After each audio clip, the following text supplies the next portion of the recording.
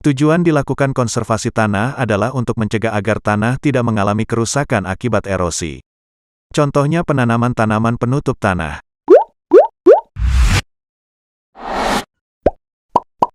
Halo semuanya, kembali lagi di channel Halo Edukasi. Erosi adalah peristiwa pengikisan tanah atau proses hilangnya bagian-bagian tanah karena terangkut air atau angin sehingga partikel-partikel tanah tersebut akhirnya berpindah dari suatu tempat ke tempat lainnya.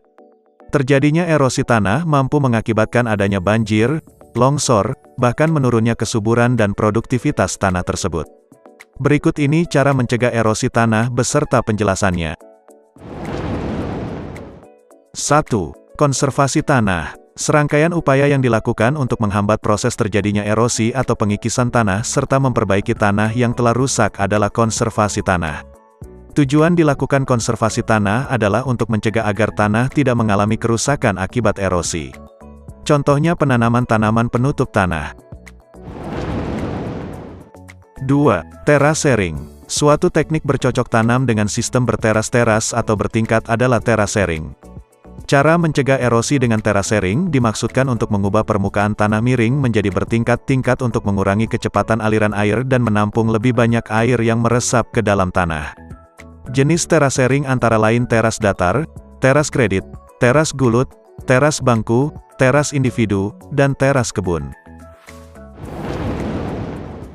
3. Kontur farming. Menanami lahan menurut garis kontur, kemiringan, sehingga akar tanamannya dapat menahan tanah dari erosi adalah teknik kontur farming. Keuntungan pencegahan erosi dengan kontur farming adalah dapat meningkatkan penyerapan air oleh tanah dan dapat menahan tanah ketika terjadi hujan deras. 4. Pemakaian mulsa jerami. Sisa tanaman yang ditebarkan di atas permukaan tanah adalah mulsa. Mulsa dapat digunakan untuk menutup permukaan tanah dan mengurangi laju erosi dengan tidak membiarkan hujan itu jatuh langsung ke tanah sehingga tidak merusak struktur tanah tersebut. Besarnya erosi tanpa mulsa jauh lebih besar dibandingkan dengan erosi yang dihasilkan dengan pemakaian mulsa. 5. Drainase atau saluran air. Drainase adalah menyalurkan sejumlah kelebihan air dari suatu tempat ke tempat lain. Secara umum drainase dibedakan menjadi dua, yaitu drainase permukaan dan drainase bawah permukaan. Drainase juga dapat menurunkan permukaan air tanah pada tingkat yang ideal sehingga tidak menyebabkan tumbuhan kelebihan air. Contoh drainase adalah gorong-gorong, selokan, talang, dan kanal.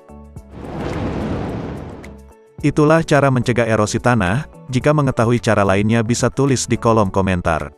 Semoga bermanfaat dan jangan lupa untuk like, share serta subscribe agar tidak ketinggalan video dari Halo Edukasi. Sampai jumpa di video selanjutnya.